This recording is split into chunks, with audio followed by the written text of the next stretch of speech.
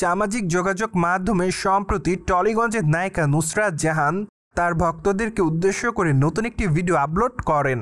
যদিও তার ভিডিওতে দেখা যাচ্ছে সদ্য ঘুম থেকে উঠেছে এই নায়িকা, পাশাপাশি অবশ্য সাদা টি শার্টের সঙ্গে খোলামেলা চুলে দেখা যায় নায়িকাকে, এমনকি তার চোখে রয়েছে চশমা। তাছাড়া ভিডিওটি দেখে যেহেতু বোঝা যাচ্ছে মাত্র ঘুম থেকে উঠেছে নায়িকা, তাই তো স্বাভাবিকভাবে কোনো রকম মেকআপ করতে দেখা যায়নি তাকে।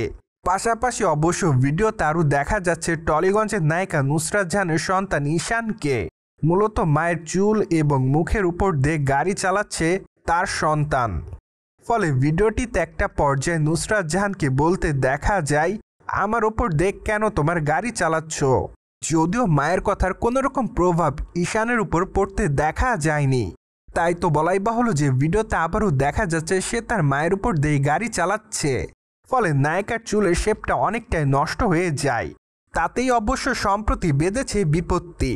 ফলে বর্তমানে তার প্রকাশ করা ভিডিও নিয়ে সম্প্রতি সময় অনেকে করছে তাকে ট্রল। তাই তো বলাই বাহুল্য যে তার প্রকাশ করা ভিডিওর কমেন্ট বক্সে অনেকে লিখেছে করণ জোহরের ফিমেল ভার্সন। তাছাড়া আবার অনেকে লিখেছে সার্জারি করে কি বিশ্রী বানিয়েছ নিজের চেহারাকে। পাশাপাশি অনেকে আবার লিখেছে রাজকুমারী কোকো ভার্সন। অনেকে আবার লিখেছে তুমি কি তোমার চেহারার দিকে লক্ষ্য করো না। যাই হোক, এখানে কিন্তু শেষ নয়, কেননা প্রকাশিত ভিডিওতে তিনি তার ঠোঁটের জন্য তার দর্শকদের কাছে বিতর্কের শিকার হন। ফলে বলাই বাহুল্য যে সম্প্রতি সময় টলিগঞ্জের নায়িকা নুসরাত জাহান তার দর্শকদের কাছে সম্প্রতি সময় এভাবেই হচ্ছে ট্রলের শিকার। অন্যদিকে আগামী দিনে টলিগঞ্জের এই নায়িকার হাতে রয়েছে বেশ কয়েকটা চলচ্চিত্রের কাজ। তাছাড়া মাত্র কয়েকটা দিন আগে তাকে অবশ্য রক্তবীজ 2 চলচ্চিত্রে আইটেম গানে কোমর দুলাতে দেখা যায়।